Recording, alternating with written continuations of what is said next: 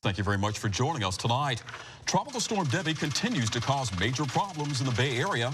In addition to strong winds, we've also seen record rainfall. Today, Eagle 8 flew over Bayshore Boulevard and found a huge section of Tampa's famous street flooded. And look closely, gusty winds brought down a lot of newly planted palm trees. And plenty of people were soaked by Debby's rains inside their homes. Strong winds and possibly a tornado ripped away roofs on homes in Paso Grill in Pinellas County and left some extensive damage at a marina. And here's something you don't see very often, a live look at an empty Sunshine Skyway Bridge. It's been shut down since yesterday due to high winds. This afternoon, Florida Governor Rick Scott placed the entire state of Florida under a state of emergency. We declared a state of emergency so we can coordinate the use of all state resources to make sure that we can respond promptly if anything happens. But everybody needs to be very, very, very cautious. Tonight, we have 8 on your side team coverage of Tropical Storm Debby and its effects on the Bay Area. Our team of reporters has fanned out across the Bay Area. We will get updates from them. But let's start with our chief meteorologist, Steve Jervey, who has an update on Debby from our forecast center. Steve? Not much change in strength, Gail. We still have a tornado watch and a tropical storm warning in place for the Bay Area.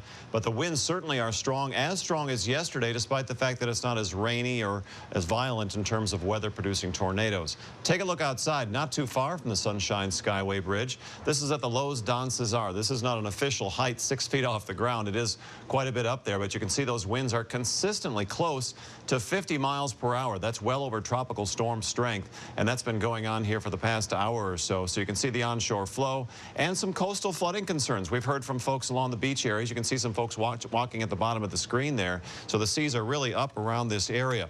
So let's take a look at the numbers here as of 5 o'clock from the Hurricane Center. Tropical Storm Debby with 45-mile-per-hour winds. One thing you do notice about this track is that it is sped up a little bit, and that's fairly good news. You can see here through this time period, got those little times mixed up a little bit. We'll get that straightened out. But it does show the coastal areas approaching the system. It looks like tomorrow sometime in the early morning hours, and then sometime possibly inland by Wednesday, and then weakening into a tropical depression. It is close to Apalachicola, the Big Bend area at this moment. Still some shear going on. Westerly winds tend to blow the convection to the north and eastern side of the system, but squalls are still coming off of that, and we're seeing some of that on the local radar imagery. There's another view. As you can see, the state of Florida colored in red. That's the tornado watch for us. And again, you can see the rain being pulled pretty heavy into the Tallahassee area, Jacksonville, and the center of circulation there and across the Bay Area, tapping into the moisture to the south. And as long as we still have this south and southwesterly flow, we'll still add in the stronger wind gusts locally. You can see winds right there and the stronger gusts over 40 miles per hour. You confirm that out at the Los Don Cesar. And of course, that's our tornado watch that we have in effect. Radar continues to show showers coming in. They're not intense. There's no warnings in place right now, at least locally in terms of tornado warnings and anything like that. But still, squally little showers can continue to come onshore and create a brief havoc because they're so fast moving, going at 40 miles per hour. And you can see offshore there are still a few as well. So we'll look at this system a little closer coming up. And again, the tropical storm warning remains in effect, especially for high winds and coastal flooding, high seas as well. Back to you. All right, Steve, we'll check back with you in just a bit. Well, quite a bit of the damage already created by Debby is in Pinellas County. Strong winds, possibly caused by a tornado, damaged buildings and a pier in Paso Grill. Flooding has stranded residents in Shore Acres, an area that's prone to high water. Lifeguard stations at Clearwater Beach were partially knocked down. News Channel 8's Yolanda Fernandez is live in Pinellas County tonight with the very latest. Yolanda. Well, I'm not too far from where Steve Jervey was talking about that Los Don Cesar, and you can see how windy it is here. It is extremely windy. This is the Intracoastal Waterway, and this is supposed to be the calm side of Paso Grill. Now, as I walk over here, you can see that at least most of the rain has held off for most of the day, and that's been a good thing for all the folks that have been trying to clean up from the mess of the storm. The sky grew dark after 8 last night when Peter Battaglia saw this from his mother's Tierra Verde balcony. Oh my God. You can see the funnel cloud come across Paso Grill. And when all the transformers blew like dominoes, that's when Paso Grill went black, and then you could tell I was worried about everybody over there because I knew they must have had absolutely no warning. Some of the worst of the damage was right off the Intracoastal. Workers spent the day boarding up the Paso Grill Marina. The wind blew in the southeast corner of the building, but no boats were damaged. As you can see from this view from Eagle 8, several roofs are damaged on homes and businesses, and many trees are down. Amy Lowry has a shop on 8th Avenue in the Paso Grill Business District. Well, it's really shocking. I've lived here since 1975 or 77, off and on since then, and I've been through a few storms, but nothing like this. And even after the worst of the rain stopped, the wind stayed strong. On the beach side, we found a couple of surfers taking advantage of the waves as water crashed into seawalls and washed out most of the beach. There is even more street flooding this evening. The water's creeping up into the streets than there was earlier in the day, so they still have a lot of work here, and this event is not over for this area yet. Most of the people I talked to today will tell you, no doubt, that what they heard and what they saw was a tornado last night, but of course that has not been confirmed by the National Weather Service yet. Back to you. All right, Yolanda Fernandez, thank you very much for that live report tonight from Pinellas County. Debbie has left plenty of areas of Hillsborough County waterlogged. Flooding has covered Bayshore Boulevard as well as parts of Southdale, Mabry, and other low-lying areas. News Channel 8's Steve Andrews is in Tampa tonight to give us an update of where he is and what's going on there. Steve? Gail, I am on Tampa's Bayshore Boulevard right now, actually Bayshore and Swan. It is flooded. It is impassable.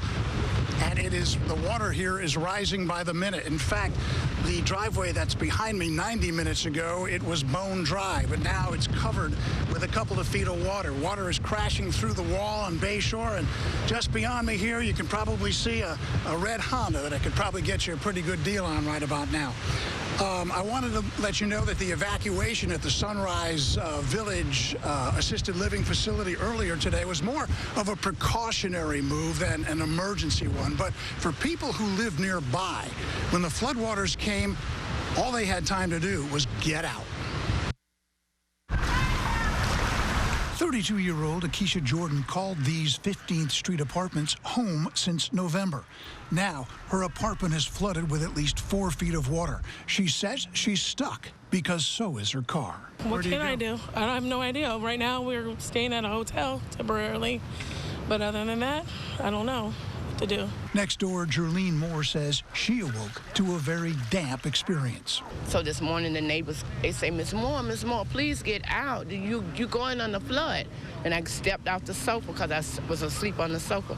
I stepped out in maybe about 4 inches of water. Moore says she only had time to recover her cats before it was time to go. Along the 15th Street corridor, no one was spared, not even this church. And these buildings where the homeless are fed, totaled. A block and a half away, the Hillsborough County Sheriff's Office and Fire Rescue coordinated an evacuation of 90 people from the Sunrise Village Assisted Living Facility. Near University Square Mall, flooding turned Fowler Avenue, normally an 8-lane highway, into a 1-lane in each direction crawl. And from Eagle 8, you can barely see Tampa's Bayshore Boulevard. Waters engulf the road, making parts of it impassable. And it is still that way right now. Did just get information just a few minutes ago that Hillsborough County has just opened a shelter at Greco Middle High School for people flooded out in the USF area. According to Hillsborough County Emergencies Operations Center, there were no injuries related to the storm. Now, sandbags are available to the public tonight until about 10 p.m. I think they're going to need them right along here. If you need sandbags from Hillsborough County, you can pick them up at the West Service Unit at 9805 Sheldon Drive and the South Service Unit at 8718 Old Big Bend Road in Gibsonton. Now listen up. Sandbags are not available at county fire stations. In Tampa, Steve Andrews, News Channel 8. Wow, that is quite a sight going on behind you, Steve. Thank you for the update. Well, there are also a number of roads closed and homes underwater in Pasco and Hernando County. The Sheriff's Office in Hernando County has mobilized their Marine unit to go home to home in some neighborhoods to assist with evacuations. In the Spring Hill area, Mariner Boulevard is closed because of large sinkholes, and the Hernando Jail is evacuating some inmates because of high water. News Channel 8's Jeff Patterson is in another waterlogged area, the Brookridge neighborhood of Hernando County tonight, just north of State Road 50. And Jeff, it certainly appears you have a lot of water out there tonight. Yeah, good evening, Josh. The water has actually gone down, believe it or not. Looking on the high water mark on this home over here, water was about up to here on this mailbox. And as you can see, I'm not a very tall guy, but I've got my waders on just so that we can show you how dramatic this is, how difficult this is for the people who live in this neighborhood.